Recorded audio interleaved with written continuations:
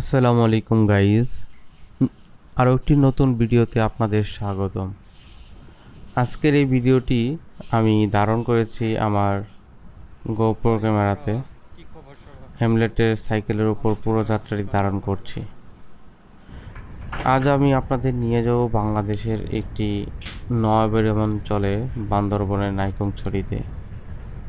পাহাড়ের আঁকাবাঁকা পথ, সবুজ প্রকৃতি আর মনোমুগ্ধকর সৌন্দর্যে ভরপুর এই স্থানটি যেন স্বর্গের একটি খণ্ড। পাহাড়ি পথে প্রতিটি বাঁকে যেন লুকিয়ে আছে এক নতুন চমক।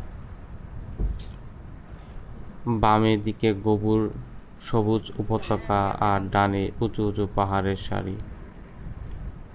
এখানকার বাতাসের স্পর্শ যেন মনটা শান্ত হয়ে যায়। প্রকৃতির এই নিঃশব্দ ডাক জীবনের বাস্তবতার মাঝে প্রশান্তি এনে দেয়। পাহাড়ি পথে সাইকেল চালানোর এক ভিন্ন অভিজ্ঞতা। কখনো উঁচুতে ওঠা, কখনো নিচুতে নামা, প্রতিটি মুহূর্তে দেহ মনের এক নতুন পরীক্ষা। কিন্তু এই পরীক্ষা যতই কঠিন হোক না কেন, প্রকৃতির সৌন্দর্যে আপনাকে শক্তি যোগাবে। আর বিকেলের এই সূর্যের আলো পাহাড়ের উপর যখন পড়ে, তখন ওই জায়গাটি একেবারে স্বপ্নময় হয়ে ওঠে।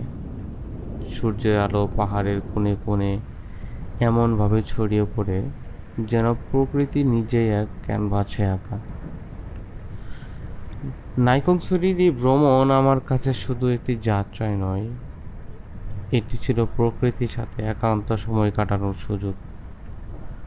আশা করি আপনাদের ভালো লেগেছে। আমি মাঝে মধ্যেই এই স্থানটিতে আমি সাইকেল দিয়ে ঘুরতে আসি। আমার খুবই ভালো লাগে। কখনো বিকেলে, কখনো সকালের এই স্থানটি আমি খুব উপভোগ করি। তবে আজকে আমি বিকেলে বের হয়েছি আমার সাইকেল আর গোপ্রো ক্যামেরাটি নিয়ে।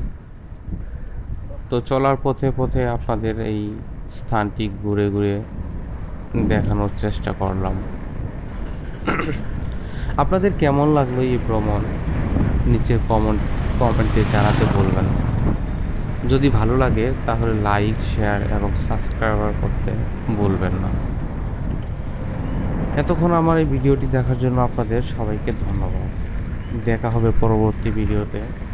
সে পর্যন্ত সবাই ভালো থাকুন, সুস্থ থাকুন। আল্লাহ হাফেজ।